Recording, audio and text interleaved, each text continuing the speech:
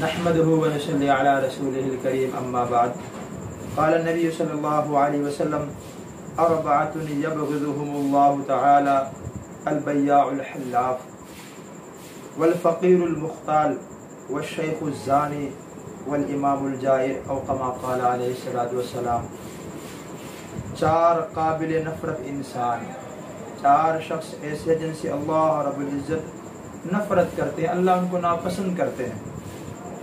Number 1 وہ آدمی جو قسم اٹھا کر تجارت کرتا ہو، یعنی اپنا سودا بیچتا ہو قسمیں کھا کھا کر.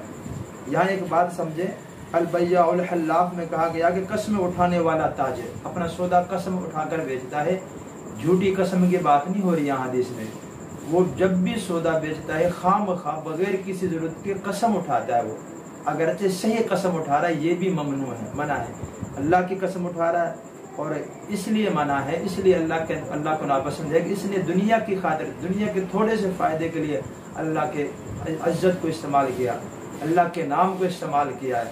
تو فرمایا جو قسم جھوٹی قسم نہیں، قسم اٹھانے والا تاجر. دوسرا والفقیر المختال، متکبر فقیر، فقیر بھی ہے پھر تکبر بھی کرتا ہے اور دوسروں کو حقیر بھی جانتا ہے. نمبر 3 بوڑھا زانی، یہ بھی اللہ کو بڑا مقبول ہے، بڑا ناپسندیدہ ہے. کب اس کے اندر خواہشات کم ہو چکی ہیں، اب اس کے مواقع کم ہیں، لیکن پھر بھی یہ زنا کر رہا ہے.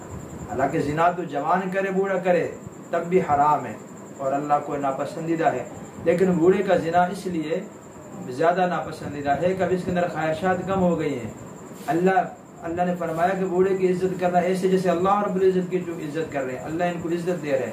اللہ نے ان کے سفید بالوں میں حیا رکھا، لیکن یہ بڑھاپے میں آ کر بھی اللہ کا حیا نہیں کر رہا، اس لیے ان کا زنا زیادہ ناپسندیدہ ہے.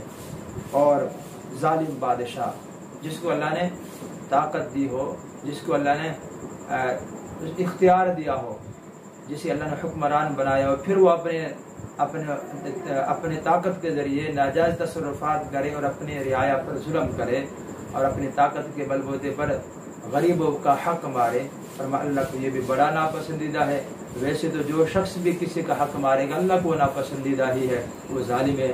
لیکن حکمران چونکہ اللہ نے ان کو ایک عزت دی ہے، ان کو اللہ نے ایک وقار دیا ہے اور پوری رعایا کے ان کو امیر بنا دیا ہے، پھر اگر یہ اس طرح کریں تو اللہ کو ان کا یہ عمل بہت ہی ناپسند ہے.